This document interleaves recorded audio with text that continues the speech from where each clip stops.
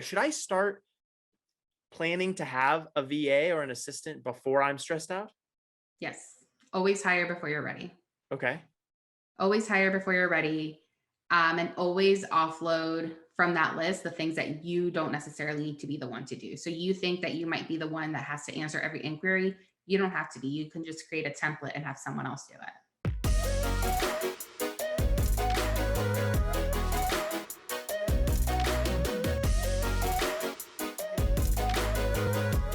You talked about price and we talked about VAs having a bad rap and kind of the difference between a $10 VA who promises you the world but can't follow through, $25, $45, maybe unqualified person. Where is a good place that you generally see as a starting place for VAs? What I've seen a great place for like beginner VAs is in that like 15 to 20, $22 range. And I think what people need to remember as well is that these virtual assistants have their own business. They're contractors. So not like they're charging you 15, 18, $20 an hour. They need to pay self-employment taxes from that too. So they're bringing home after self-employment taxes and all the tech that they have to use from those $20 an hour, they're probably bringing home like $13.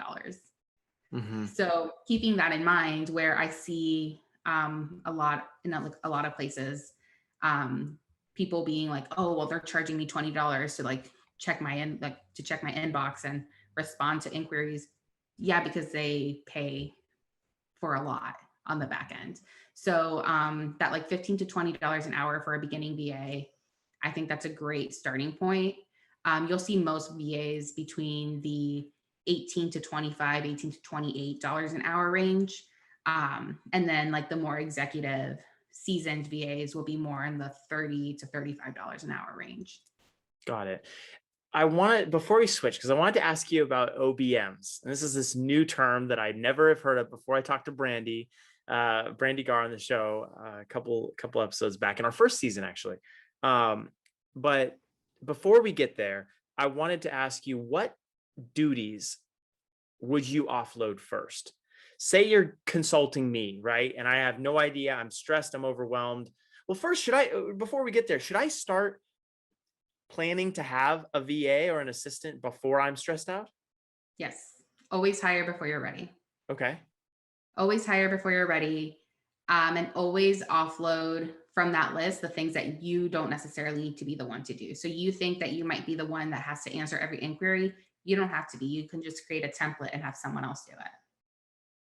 You can Got just it. create like a client experience map. Like if they say yes, this is what you do. If they say no, this is what you do. This is what you send. And then they can just play the game of going through the map and just sending out the responses that need to be sent out. Um, so definitely hiring before you're ready. I feel like if you're already making like 5 grand a month, you should hire. You should hire just like maybe someone for 10 hours a month, nothing crazy, but at least they're already like in your business, taking a couple things off your plate and getting acquainted with the way that you work. So that way when you start getting more and more business, you're able to offload more to them. But it's like a slow process, not like, hey, I'm sweating it. I'm so in the weeds right now. Here, take all of this. And then your VA's like, what do you mean? Like, this is a lot. Okay, I'll get started. I don't want to disappoint you. Things will fall through the cracks. They might not do things the way that you want it to be done. And then that cycle starts. Got it. Got it. So hire well before you're ready, or at least start planning it. Yes. Okay. And that's what where you're talking about in the beginning with creating that list, the delegate, delete, own list, communicating, figuring out how you want to communicate to someone, what parts you love in the business. Are there some things I know you mentioned checking email, but are there some things that, following that like client success map, but are there some things other than that you'd recommend that are the first things that are offloaded to a VA? Yeah, definitely like inbox and calendar management is one that you can take off and it's pretty easy to plug them in there. But I would say, especially like in the wedding industry, blogging, social media, those are two things that it's the first thing to fall apart when it gets busy. So Yeah. I'm right that, here. yep. Yep. I know exactly. Yep. Okay. Yeah, so Totally get it. blogging and Instagram, Facebook, Pinterest, all of that would be a great place to start. Mhm.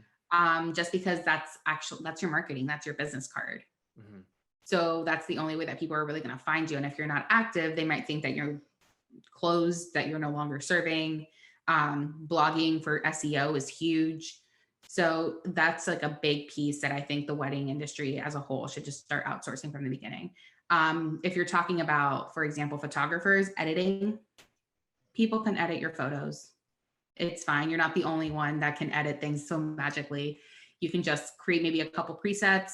This is my style. Be very clear with the editor that you're outsourcing to. And then take that off your plate, because that's going to save you hours upon hours of work and allow you to take on more weddings, more events to photograph.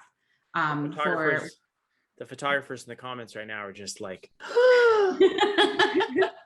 but it's so true. It's so true. You hold this vision, you're an artist, but you can train someone to replicate the editing that you do, because the art's not only in the editing, it's also in like just capturing the moments and the lighting and all. It's so many different elements that only you can do, and only you can be behind the camera and get the kind of angles that you want. But like editing, you can teach someone else how to do that, and within 6 months probably double your income, because you're going to be able to book so many more weddings because you have someone else that's taking, you're just shooting you're there. So with wedding planners, a big one would be things like timeline writing. You can hire someone to just write your timelines. You can hire someone to figure out, like, do the CRM. So sending out contracts, sending out invoices, following up on like that last payment.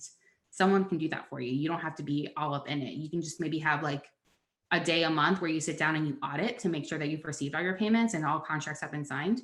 So just following up with them, but that's a CEO task. That's not a daily in the weeds, making sure that things are getting done task.